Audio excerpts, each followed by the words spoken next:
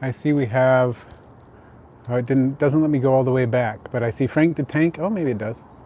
Frank the Tank, Chet, Chow Chow, or Choo Choo. How was that? You say that? Braden Moore, excellent. Ronnie Dahl, Jared, Rosevink. Am I saying that right? And the Spider Boss, all here. So fantastic. So Ronnie is on vacation in Greece. That's fantastic too. Can't say as I'm not a little envious. That would be really fun. Eating tons of heroes, awesome. All right, Droth is here as well. Fantastic. So can you all see me and hear me? That's the first order of the day. Need to determine whether or not you can see and hear me. Before I go too much further, streaming out here on the private deck. Okay, thank you, Frank the Tank. You can hear me and see me on the private deck. Melanie is here as well. Melanie KM, I have your contribution from Patreon, and I'm going to address that very soon. So thank you for that. That's an awesome idea. So yeah, the temperature out here, let's see what it is. It's pretty good today. Not too hot. It's 90 degrees right now, which is, fairly cool for this time of year here. We've gotten temperatures over 100 degrees Fahrenheit. And for those of you who work in Celsius, let me see, that would be, it's only 32 degrees right now, so not bad. Not bad at all. Okay, so let's see who else is here. Verge Reptiles is here, Young Lad, Ms. Chaos. Okay, Therapod Hunter, did I say that already? And Tima, hey, how's it going? You're the Tima that I met in person, right? At Clint's grand opening? Same one? Let's see. So Green, is that really Utah? Yeah, this is indeed. This is my backyard. With the trees you can see from here, there's a Kentucky yellowwood, a calorie pear, some wisteria, and you can probably see part of the pecan tree and some cherry trees from where we are. So yep, this is Utah, but it does look a little greener than normal. Okay, cool. Well, I'm glad to have you here, Tima. That's awesome.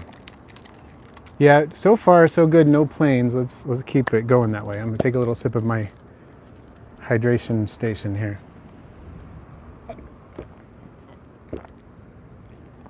Jumping spiders under the railings? Very likely. I bet we have some Salticus shenicus down here.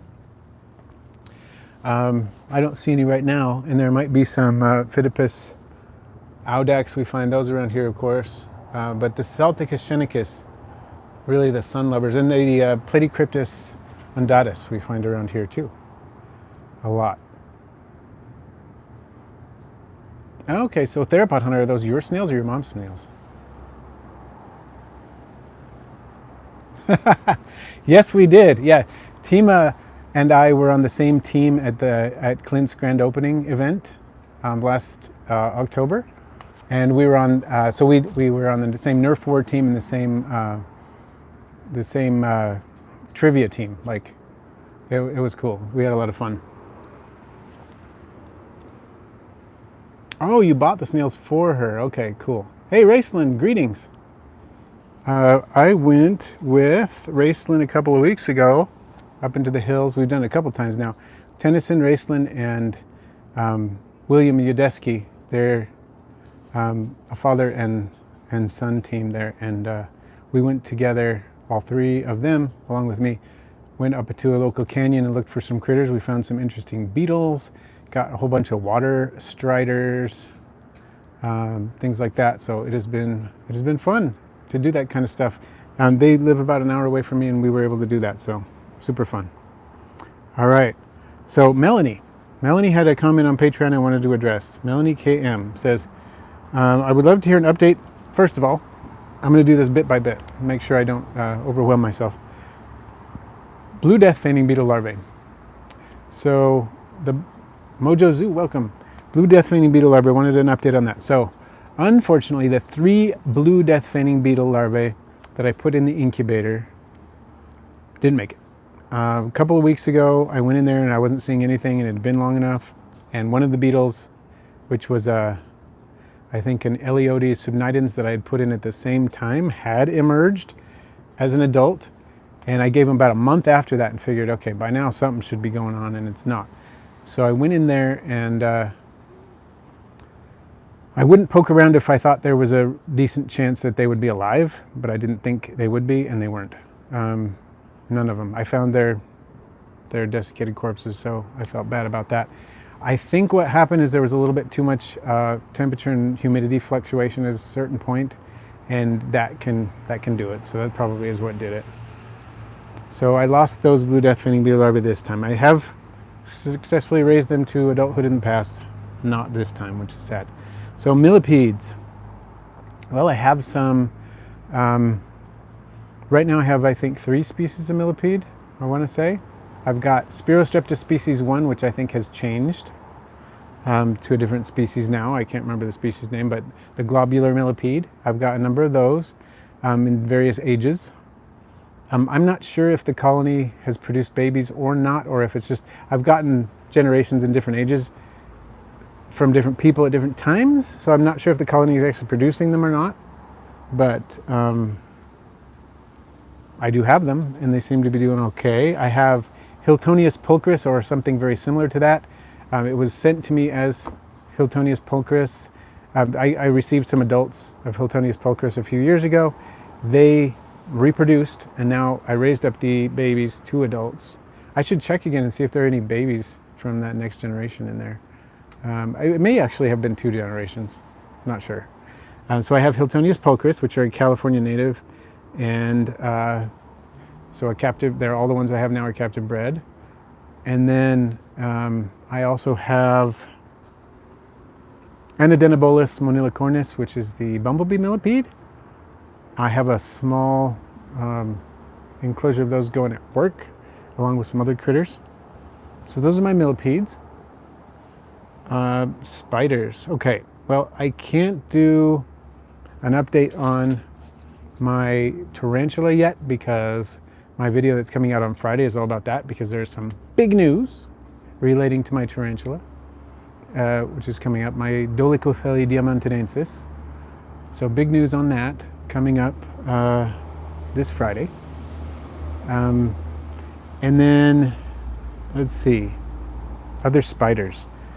I do have my black hole spider, a southern house spider, Cuculcania hibernalis, doing great. Had her for years. She is doing really well. I've got my Steatoda false black widow, had her for years, doing well. Unfortunately, Flat Stanley, my Selenops species flatty wall spider that I got on my trip to Sky Island Adventures back in 2023, in late July of 2023, has passed.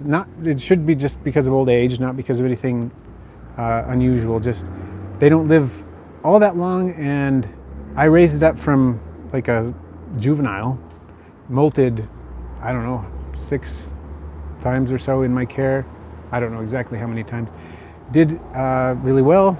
Ate mostly fruit flies and small crickets. Really did well for a long time, and then it molted maybe a month or so ago, and then I guess that was the terminal molt, and a couple of weeks later it had passed on, which is sad. It was fine. I fed it, put some food in there. I didn't actually see it eat, but I put food in there, and it seemed like everything it looked great, and then a day or two later after I fed it, it had passed away. So that was sad. I miss Flat Stanley. I love that species. I love that whole genus. I would like to get some more of those. Those are super cool. But I don't feel like there was any problem with the husbandry, because obviously I hadn't really changed the husbandry the whole time, and I'd raised it from a subadult to an adult just fine. Let's see, what other spiders do I have? I do have a couple jumping spiders, 3 actually. I have 2 Platycryptis undatus. The Platycryptis undatus were just ones that showed up in the house, or yeah, one showed up on the back door window, and one showed up, I think, in the bathroom or something. My wife found it, and she is very sympathetic towards it. She does like jumping spiders more than most spiders. And it was a juvenile, that one. The adult was the one found on the back door. And we've been keeping those. They've been doing well. The adult we've had for months, and the juvenile for just a few weeks, but they seem to be doing well. The nice thing about Platycryptis undatus is they're a lot like Phidippus, but much smaller, but bigger than like Salticus phoenicus, the little zebra jumping spiders. They're like somewhere in between that in size. And so a hydei fruit fly or two makes a good meal for one of those as an adult. But as they're younger, they can eat melanogaster fruit flies and hydei fruit flies when they get a little bigger, and they're just fine. They don't need bigger prey. And they seem to be doing well. I have one in an enclosure from Elliot from Cobweb Castle, testing that enclosure out for him. Another one in an enclosure from Big Fat Fids. And then I also have a really small jumping spider that I found when we were near the shore of a lake. It landed on somebody's book. Somebody was sitting in a lounge chair reading a book, and this tiny little minuscule jumping spider fell in it, in the pages. And I looked at it, and we all looked at it. It was metallic. We thought, what is going on? What kind of jumping spider is this? We still don't know yet. But we collected it and brought it home. I put it in an enclosure, and we are raising it up to see what it looks like. It's about twice as big, I think. I think it's molted once. Twice as big as when we collected it, which wasn't very long ago. And it's doing really well. It readily takes melanogaster fruit flies. When we first got it, it was about the same size as a melanogaster fruit fly, not much bigger, but with cool metallic coloring. And then now it's bigger. So it could probably take a hydei fly now. I've still been giving it melanogaster for now. Maybe let it molt one more time. So that's my jumping spider news. Trying to think, do I have any other spiders? I think I talked about most of my spiders, not all of my arachnids, but most of my spiders. So yeah, I no longer have my velvet spider. That one passed away. It molted out male, so it only lasted a couple months after it molted out male, so don't have that anymore. I'd love to get a female velvet spider. Notice they're starting to come down in price a little bit. Instead of being like $90 to $120, you can usually find it for around $75, so that's cool. I would love to get another one. I really love the Erisus walkeneri and the species Gundonameno, I think it is, something like that. All of them really, but I would like to get those. So yeah, my flat Stanley lived almost exactly a year after I brought it home. So that means its entire lifespan was more than a year, and for a true spider, for many species, that's not bad. So who we have here? We have but the baby unicorn, first time catching a live stream, fantastic. Red-sided garter snakes, Jared. 58 neonates. That is incredible. Mine last had 46 babies. And unfortunately, all of my adults have passed away within the last, I don't know, 4 months or something. All of my adults. I only had 3, but they all passed away in that period. And which is really crummy. I have a subadult holdback that's beautiful, and her name's Tiny, and she has a lot of really good color on her, and we will be breeding her next year most likely. She's old enough. She will be old enough. Hopefully she's got enough size on her. I think she has enough size on her to breed now. So we're planning on pairing her with one of Dawn's males and getting that going. So my red-sideds, that's what's going on with them. It has been a crummy year for that kind of thing. Just sent off the last of the babies a couple weeks ago, though. We did have a die-off that happened with the neonates, which has never happened to me before, but there were 2 things that was going on. I was administering a mite preventative, and we had a heat spike in the house at the same time. So I'm not sure which one did them in or if there was a combination of both, but about half of the 46 offspring passed on, like essentially overnight. There were 1 or 2 that passed away a day or 2 after that. After that, everybody else was fine. But that was horrible. So I've had some bad news this year. And my health hasn't been great either. So it's been kind of a rough couple of months. I'm getting better, but as you might notice, I'm sitting down to live stream, which I usually don't do, just because my energy levels have been crummy. They're getting better. I am getting better slowly after having been sick for a while. But yeah, I don't have a lot of great news with that. I do have some great news with our melanistics. For those of you who may not have heard, our melanistic garters, we have a female, 3 males. I think, not sure yet, but I think the female might be gravid. So I'm super excited about that. We got her a little late in the season after the males had, were over their excited mating, the peak of their mating interest. So we weren't sure we were going to get it this year, but we thought there might be, and it's kind of looking like she's gravid. So let's hope that works out. So Guy Bob, you just found a zebra jumping spider. Awesome. And invertebrate person, hello. Tailless whip scorpions. I have 2, and I'm not going to spoil too much, but I have some others in the works that I don't have yet. But I have a male and a female Damon diadema, captive bred, not Damon medius, but Damon diadema, the true ones. Captive bred that I'm going to try to be breeding soon. Excited about that. And then just watch this space because I will probably be having some more tailless whip scorpion news soon about different species, but nothing to report yet.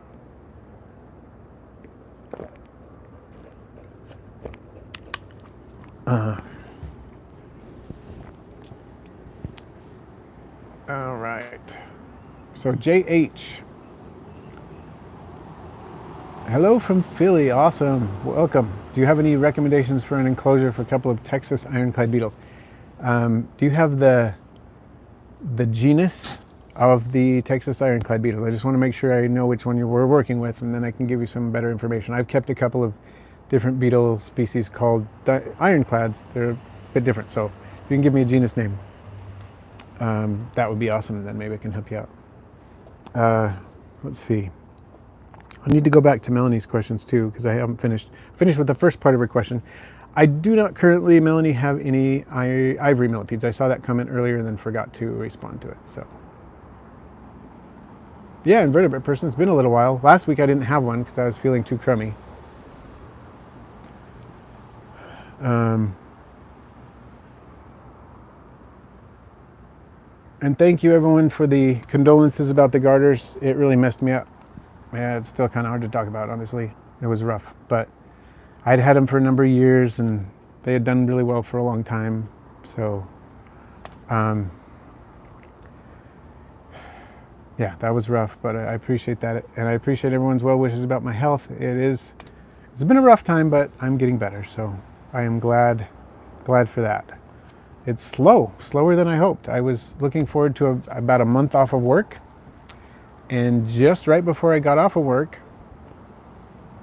I got sick and had to start taking sick leave before I was even on vacation. And then sick leave turned into vacation, but I was just still sick.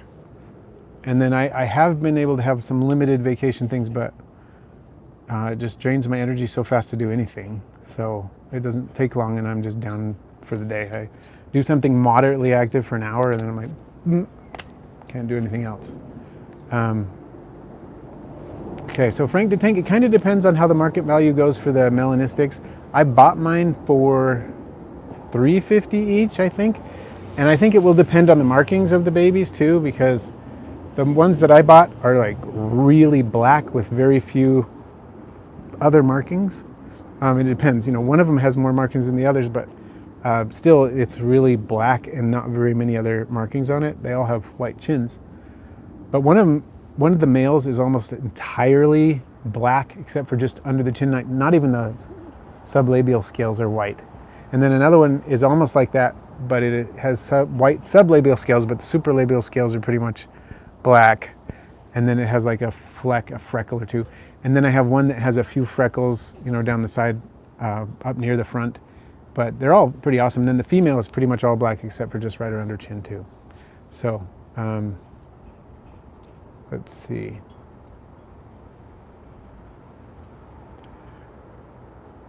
Okay, so JH, I haven't kept the black and white Zopharis. I've seen those. I keep my desert ironclads that are related to that species, but are not the same species. I just keep them in my communal beetle tank. They do like some fungus, so I've given them like kinshi and stuff like that, but they will generally just eat the other stuff, and I do keep a moist corner, which is good for them. And they'll eat most of the same foods the others eat. So besides maybe giving them some kinshi or some mushrooms once in a while and making sure they do have a moist corner, I think you'll be okay. Like I said, I haven't kept that species, but I have kept closely related species and they seem fine. So Mojo Zoo, do you have any widows? I don't. I am not permitted by my wife to keep medically significant creatures, and I know black widows, I could keep one and it would be safe. I would be able to do the proper protocols to keep it safe. Black widows are very unlikely to bite under normal circumstances. I wouldn't be concerned about keeping a black widow from that standpoint, but because it is medically significant, I am not permitted to keep one. So I don't have one. I may eventually keep one in a facility when I get one, but we'll see.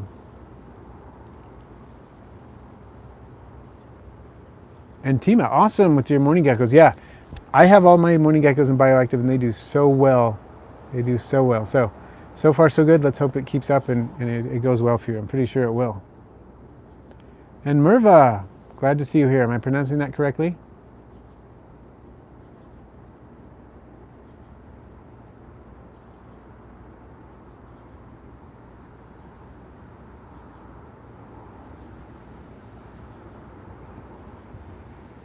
Yeah, well, Jared, with a 3.5 foot long snake, my female is almost 4 feet long, and she had 46, so that's still huge for that group. That's amazing.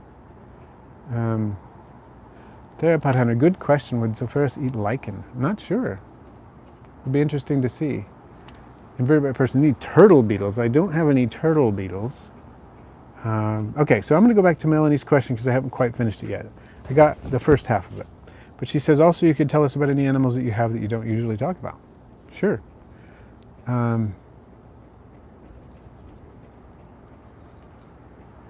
So do you say Mirva? Mirva, how do you say it? I'm curious. Mirva? Okay, I got it. Nice. Okay. So let's see. Animals I don't usually talk about. Okay, this is going to be hard to keep my brain focused on all the different things. Okay, well, I'm out in the backyard, so I'm fairly close to our chickens. We have 4 chickens currently.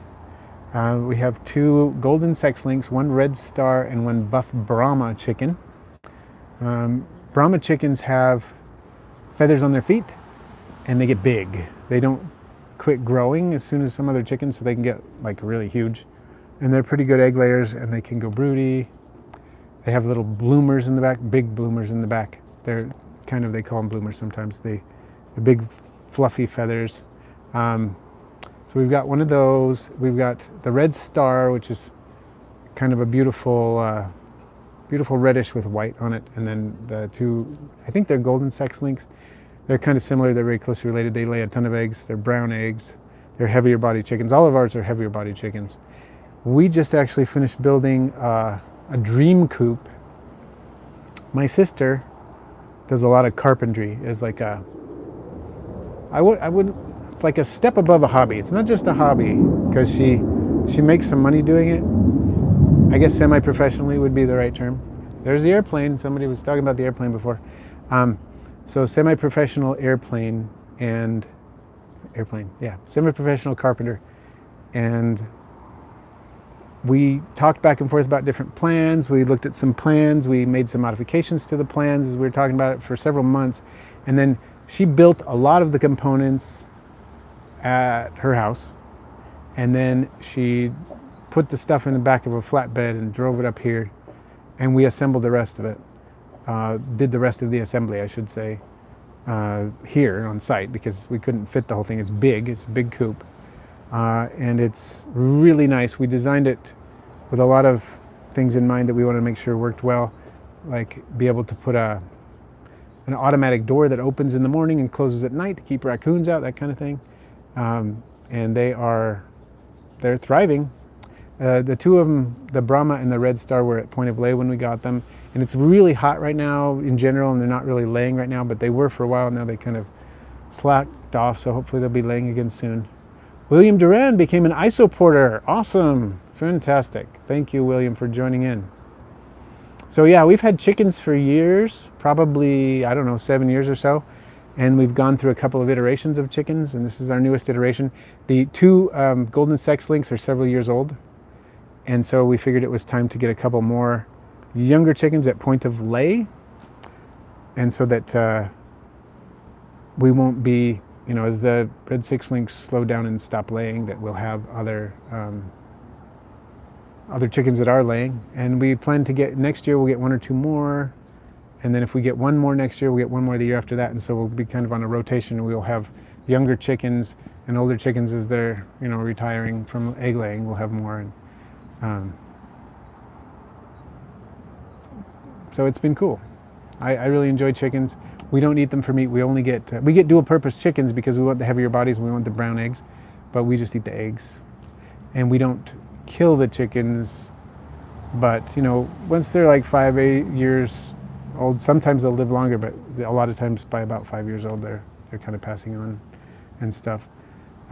We have had raccoons get some in the past, but with this chicken coop, I don't think that's going to happen anymore. We've gone through a couple of iterations and made some corrections to keep raccoons out, and this, I don't think there's any way they're going to get into this coop. Okay, let's see. Theropod hunter looking into getting Japanese quails. Cool. Gray partridges. Oh, something you could rewild. That's awesome.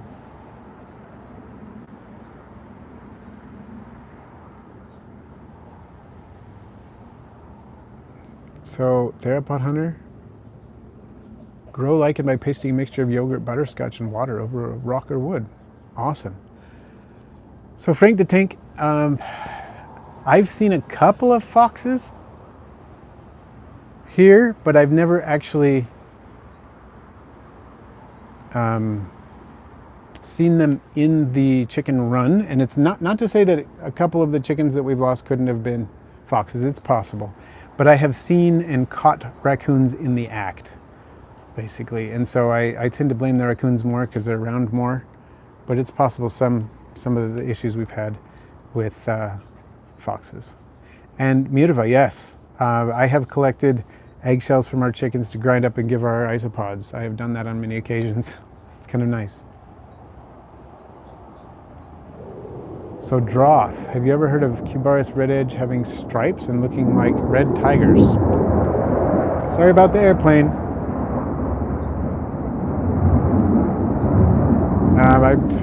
Hopefully you can still hear me with the microphone on. I have not seen Cubaris red edge looking like that, so I wonder if you were sold two different species. It does happen. Let's see, other animals that we have that we don't usually talk about. We have a cat. We had 2 cats for a really long time. Well, we had 1 cat for a really long time. About 3 years ago, we adopted this other younger cat. When our older cat passed away in March, he was almost 18 years old. He was like a month or two shy of his 18th birthday. And he passed away natural causes. You know, he was an old cat. Well, natural causes in the sense that when they're that old, things happen. He did have an aggressive form of bladder cancer, and we took him to the vet, and they said, there's really nothing we can do at this point. He, this form of cancer is so aggressive that he would not survive.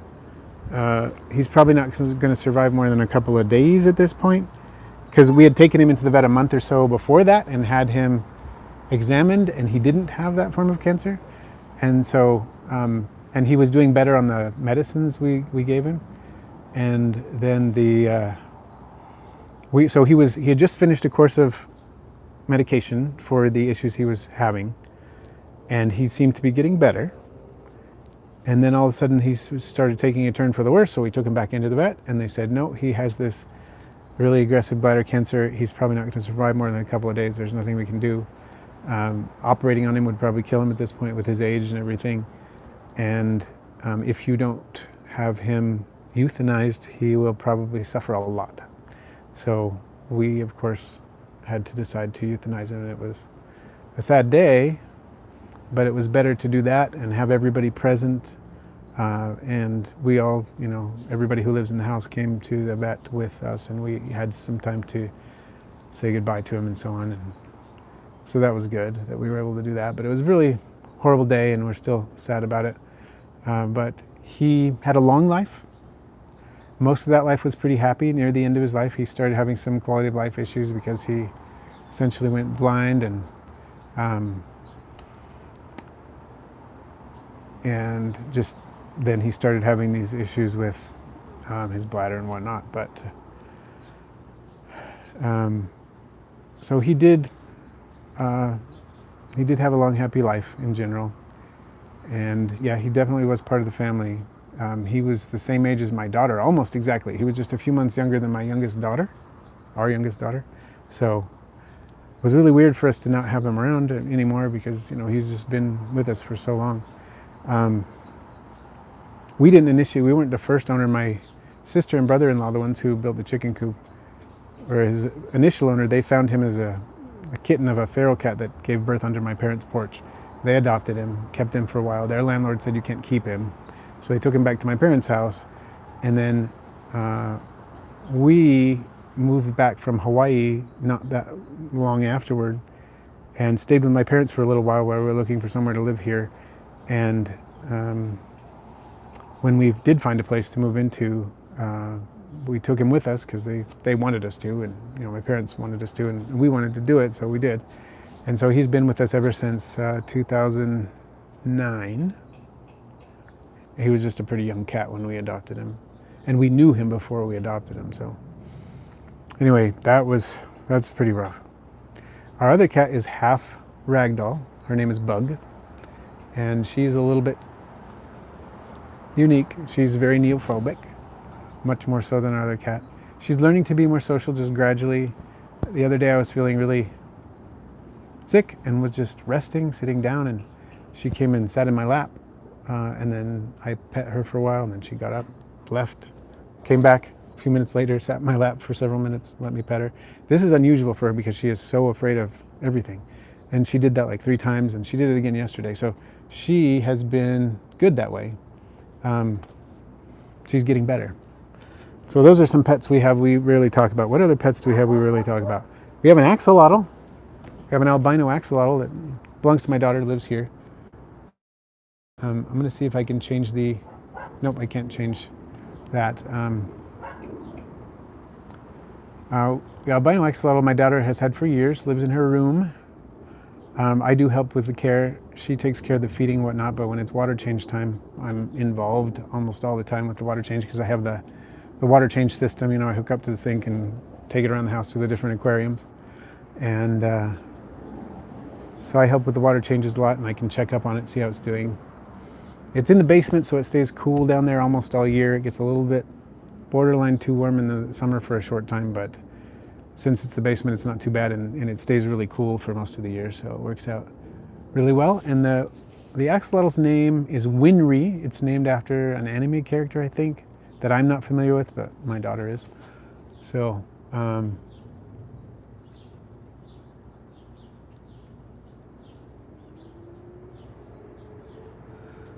and thank you everyone for your well wishes and the comfort you're offering with the cat. Yeah, like Young Lad is saying, we really appreciate it. I really appreciate it, and so does everybody. So thank you so much. It is kind of hard to talk about some of this, but sometimes it's better to do it. Sometimes it's better to do that. You just got to talk about it. And let's see.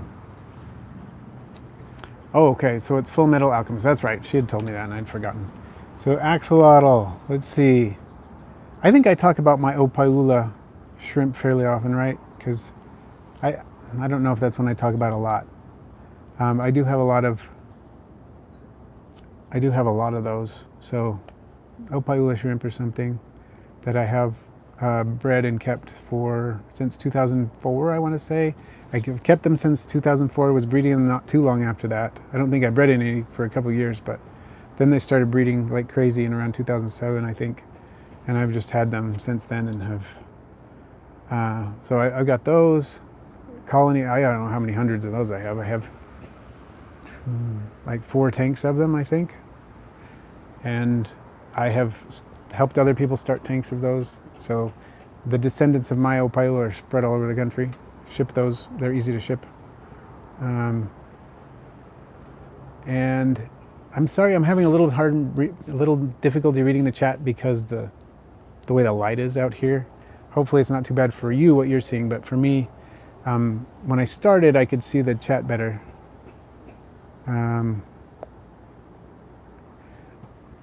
So it's a little bit hard to read, but I'm trying. I can see somebody says, is it Potato Man? Is that what that says? It says Clint mentioned he was doing a video on toe biters. I saw that, yeah. Since you keep them, will you be making an appearance?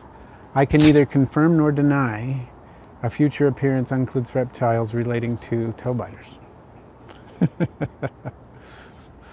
You made me laugh. Thank you. You helped improve my mood. Okay. Other creatures that I have that I don't talk about much. We do have a couple crested geckos. We have Tiki, the crested gecko we got back in, when was that? It was a long time ago. We've had her for about 10 years. She has produced offspring through parthenogenesis 3 times, one of which we still have. We have the oldest one. One was adopted out, and then one didn't make it, sadly. It survived for some time, but it had real issues shedding, and it didn't eat very much, and it didn't do very well. But 2 of them did really well, and one of them, like I said, we adopted out, and the other one we've kept. So Captain Squinty is the other. So Tiki and Captain Squinty we have. We have a leopard gecko. Leopard gecko's name is Pago, which is Hindi, I believe, for run, because she used to be kind of flighty when she was younger. She's calmed down a lot, of course, now. We've had her for a long time, about 9 years or so. I don't know, something like that, 8, 9 years. And she is still going pretty strong. Oh, Frank the Tank, yeah, the Book of Bill. I keep hearing about that from my kids. Oh, my screen just got brighter. That's cool. I don't know why. Is it because I touched it? So toe biters, invertebrate person, sorry, are toe biters, giant water bugs, yes.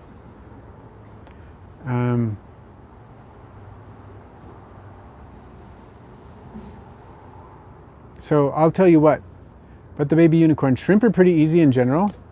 Opahula are hands down the easiest shrimp you could ever possibly keep. They do need brackish water, but don't let that turn you off of them.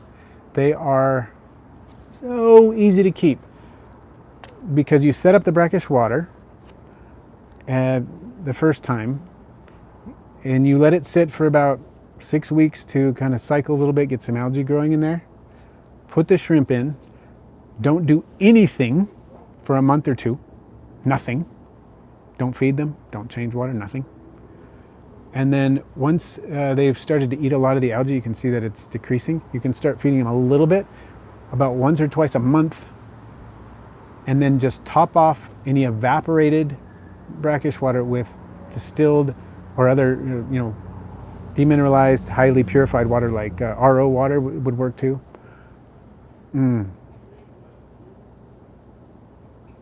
And that is all you do. They will breed, they will survive, they'll not just survive, they will breed and thrive like that with no water changes and add nothing but the purified water to top off evaporation and a little bit of food once or twice a month or up to as often as once a week, but no, not really more often than that. And they'll be fine for years. So I would highly recommend them if you want an easy shrimp. If you want something a little bigger, if you want things that you can selectively breed for lots of colors, or you want a color like a bright blue or something like that, go with Neocaridina, which I've kept too, and I love them. They are a little bit more difficult than Opahula. Not a whole lot more difficult, but they are more difficult because you tend to need things like water movement and some water changes. You don't need a lot, but you need some. things like that. So anyway, there you go. And JH, yes, but I wasn't thinking of pagal, I was thinking of pago. But sorry, because that is Hindi for crazy, that's true. So Tima, I really wanted to go to Clint's birthday bash, but months before Clint announced the birthday bash, because I was invited and I would love to come. Months before it was announced, I committed to an event with my family and we paid for tickets and everything, and just totally separate event happening here in the state but in a different city that takes the exact same days. It's Thursday, Friday, Saturday, and Clint's event is Friday and Saturday. So they coincide completely. So if I could have come for even one day, I would have loved to do that, but I can't come at all, which is really crummy because I'm glad to do the event with my family. It'll be fun. But I'm just sad they coincided on the same days, because otherwise I would have been there. I wouldn't have missed it. So that's what happened there. When I was invited, I had to explain to them, that sounds awesome. Please invite me to the next thing you do. Would love to come, but this didn't work out, which was sad.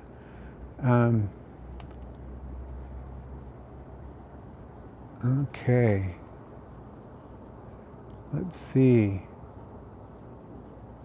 Oh yeah, the water bug setup is really fun, but the baby unicorn, and if you've seen the videos that I've done about specific care, they're actually pretty easy too. Not as easy as Opaila, but pretty easy and fun. Oh, Chet, that might be fun if we could meet up there at some point. Rubber duckies, Hoffman's egg, a few other species were interested in more genetic diversity from your colonies. That could be cool. That could be cool. So yeah, maybe we should send me a message or something. We see what species we have. Maybe we can do some bloodline trades or something.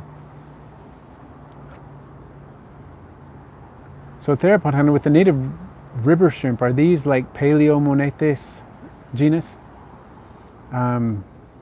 Sometimes called ghost shrimp.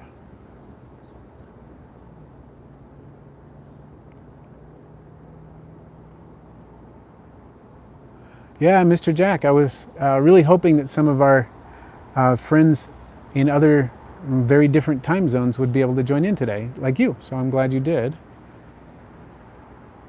Oh, awesome. Sounds like your Gestroi are absolutely thriving.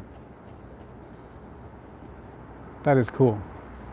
So Tima, yeah, it just turned out to be an unfortunate, in Italian we would call it a contratempo, time conflict, I guess. Yeah, so sad.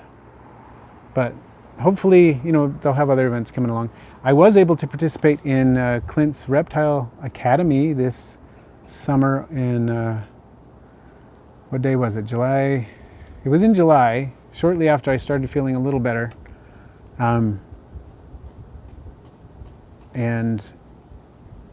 we had, so it was a couple of weeks ago, and we had an event. Basically, I just was there with the camp and helped with the bug day when they did bug pinning and stuff. And so we had a lot of fun things that went on that day. But one of the events that we did was we went out and hiked in the canyon there and found things like orthopterans and lepidopterans and so on that we could pin, and we pinned some, so that was fun. I enjoyed that, and I got to do that last year too. Last year we found a rattlesnake and a western polyphemus moth.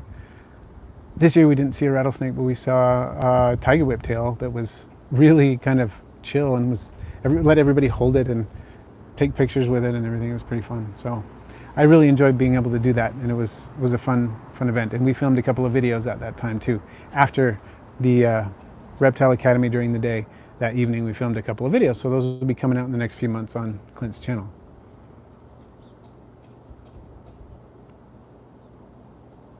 So, but the baby unicorn, yeah, they really are that easy, and they don't need a filter. I have tanks with Opaiula in them that I have set up. I have at least one of my tanks has been set up since around 2009 in its current form, and I haven't had a filter on it that whole time. And then I have other tanks that have been set up for many years too. No filters that entire time, and they're fine. They don't need aeration, they don't need filtration. They just have the biological processes going on with the algae growing in there and whatnot. The bioload's quite low, they don't eat a whole lot. They're smaller than most shrimp, and they also have a lower metabolism, so they really don't eat a whole lot. Bioload is negligible. The algae growing in the tank basically takes care of the waste and bacterial, filtration as well. So Mr. Jack, a lot of mate guarding going on. Do isopods have a particular time of year or season they prefer to mate? It does depend on the species. Some will mate all year. Some seem to be more seasonal. Some of the larger Spanish Porcelio seem to be seasonal. Some don't seem to be. They do. A lot of them reproduce less often than some of the other species. Certain ones like Hilaria brevicornis are seasonal and require diapause to continue to survive and reproduce, or otherwise they'll just reproduce once. So there are different things going on with different isopods. With gestroi, what I usually notice is they grow up, they get to a nice big substantial size, and then they produce loads of babies, maybe once or twice, and then they tend to, a lot of them at least, will tend to die, but they've produced a load of babies. Well, invertebrate person, I do hope you make it out to Clint's reptile room at some point. It is so fun. I love it every time I go.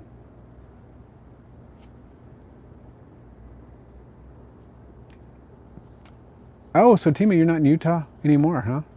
I actually don't recall if you were in Utah last time. You were in Utah when we had the grand opening, but I didn't know if you were there, like located there or not. I didn't remember that. Oh, my phone is getting really hot in the sun. I need to move it. So, Potato Man, it does help to have multiple hides. I like to use egg carton flats for that. If it is a good idea, if you put one male and 2 or 3 females in an enclosure, and you keep your Hoffman's egg like that until they produce a bunch of babies, and then as they mature, you separate them out. You can do it that way. Or you can get a bigger enclosure and then provide lots of separate little hides, like you're saying, and the egg flats are really good for that. They tend to do better if they have like visually separate hides. In the egg flat, since they're like little modules, you can rip off 2 or 3 of the little egg flat compartments, put those in one spot, and then do it, separate them, and that does help. But ideally, maybe just keeping a male and a few females would be the best way to do it. So, but the baby unicorn, there are relatively few plants that can do well at the salinities that Ophiula prefer. There is technically not a plant, but a plant like an alga, singular of algae, of course, an alga. I'm not sure of the identity of it, but a lot of Ophiula keepers keep it. I keep it, and it does really well with them. It grows slowly. It doesn't attach to glass. It's kind of like Chaetomorpha, if you're familiar with Chaetomorpha from like marine aquaria. It's similar to that, but much finer. And it grows super well in there. I've tried a few other things with them. That's the only thing that I've had that actually does really well. Is this, they just call it I think they call it, they have various names for it, I guess. But anyway, when I sell the shrimp and ship them, I usually ship them with a small amount of that alga, and it does a good job. It helps them hold on to it as they're shipping. It helps keep them feeling more secure to grip them, to grip the pieces of algae in there. And then when you put it in the tank, it starts growing. It provides them with kind of it's slow growing algae. It's not like going to overtake your tank quickly, and it doesn't attach itself to really anything. And it's kind of curly. So it just grows very slowly. You can shape it a little bit. It's kind of a cool, unusual thing, and that's what I would recommend growing with them. Okay, so Minerva, yeah, if that's what you've noticed with your gestroi, that's probably all that's going on. Okay, let's see. I want to make sure I need to talk about some of the other creatures that I don't usually talk about, because I've got others. Bugman, iBugman. So I'm actually just on my back deck. We have 2 decks, but this is the private deck that comes off the the bedroom that my wife and I share. It just comes out of our bedroom. It's right here, and that's where I am right now.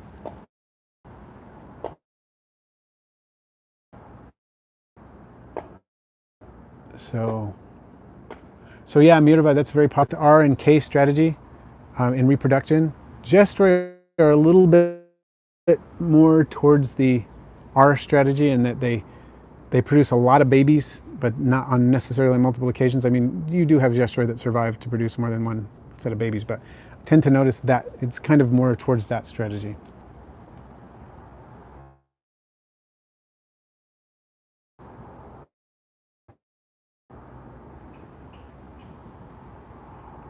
So to join, Ronnie set us up a Discord server for patrons, which is awesome. Thank you again, Ronnie, for doing that. Being a patron. Yes, my first experience breeding isopods were actually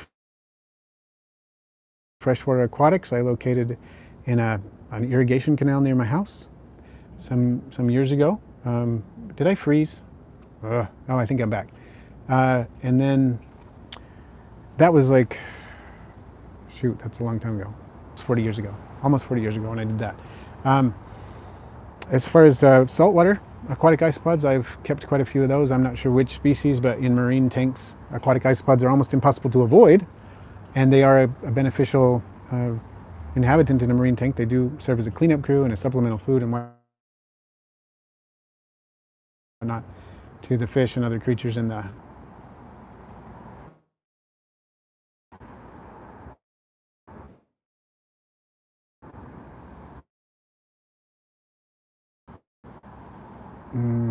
Okay. With that invertebrate person, I think it's good for people who are kind of uncomfortable with insects or arachnids. Some exposure is good. Maybe not face-to-face exposure at first to get used to the idea, and then later some more face-to-face exposure. I know the presentations that I do with various insects, arachnids, other arthropods, and reptiles, and amphibians, and so on, often tend to be really beneficial for people trying to get over phobias. Or even people who didn't realize they were trying to get over phobias but do anyway, or at least make big steps towards getting over their phobias by encountering my creatures.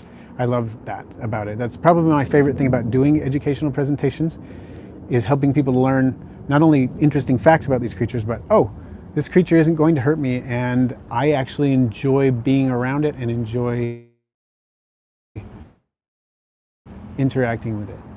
I think that's fantastic. So, let's see.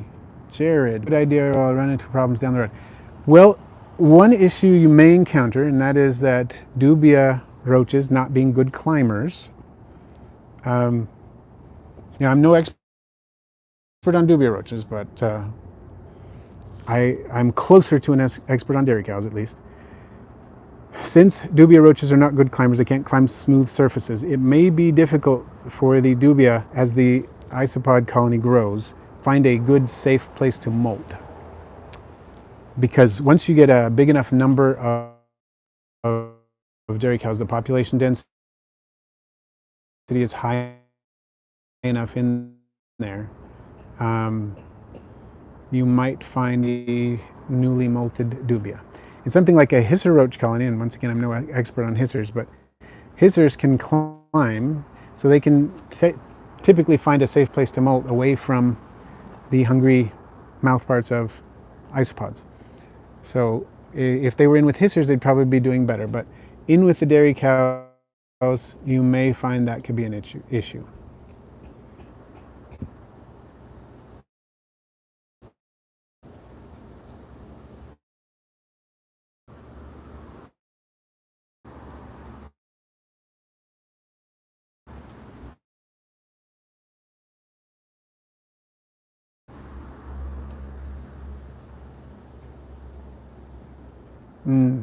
Okay. So Leon, oh, my Marulinella. I did get some babies from my Marulinella. I think I had the husbandry wrong though, because I got a couple of batches of babies and then the colony just kind of crashed. Better. I didn't know that much about marula husbandry at the time, and I've learned a little bit since. But the colony just kind of crashed, so I lost them all. But I did get babies before they crashed in a couple of different cohorts of babies. So theropod hunter, I have noticed that a lot of the really white isopods will change based on colors of food that you're giving them, especially food with like natural color enhancers like carotenoids, like spirulina has in it, that kind of thing. So theropod hunter, I was thinking maybe Acellus aquaticus, but I'm not sure what they were. They may have been.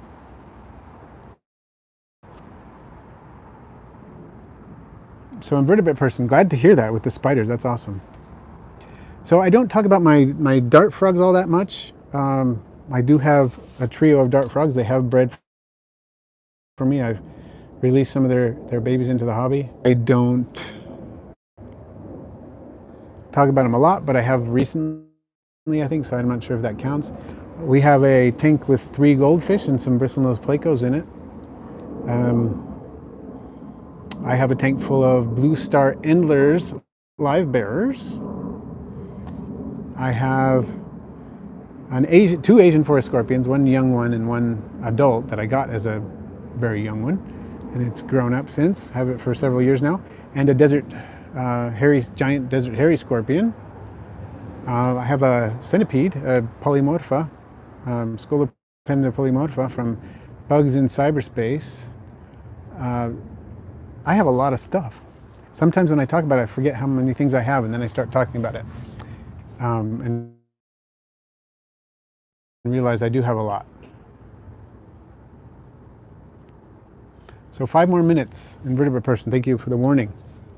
So I'm sure I have other creatures in the house. Those are some. Pac-Man frog, my other daughter, my youngest daughter, has a Pac-Man frog. Lives in the house. We just set up an enclosure for it. Well, we've had the enclosure for a long time.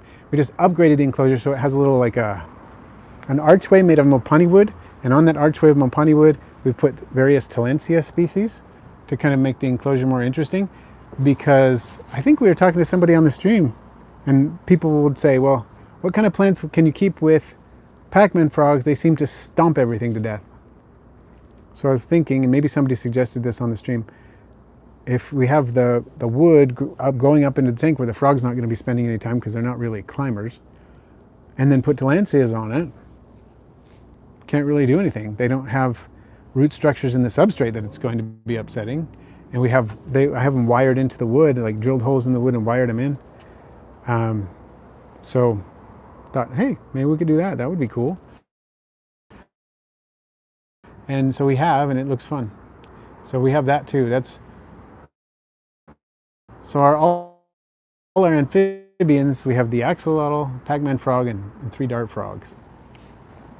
I don't talk about my morning geckos all that often on the channel. I mean, I do have some video babies. Usually this time of year, a ton of eggs start hatching, and sometimes earlier. But right now, for some reason, just lately, a lot of the dart frogs have been hatching. I mean, a lot of the morning geckos have been hatching. I have 3 enclosures with dart frogs in them, I think. Is that right? Yeah, 3 enclosures with dart frogs with morning geckos in them. And the dart frogs I have in the wild are poisonous. It's Dendrobates leucomelas, the bumblebee dart frogs. In the wild, they are poisonous. In captivity, they are not. There are not really any dart frogs that remain poisonous in captivity because they sequester toxins from the foods they eat. And so even a wild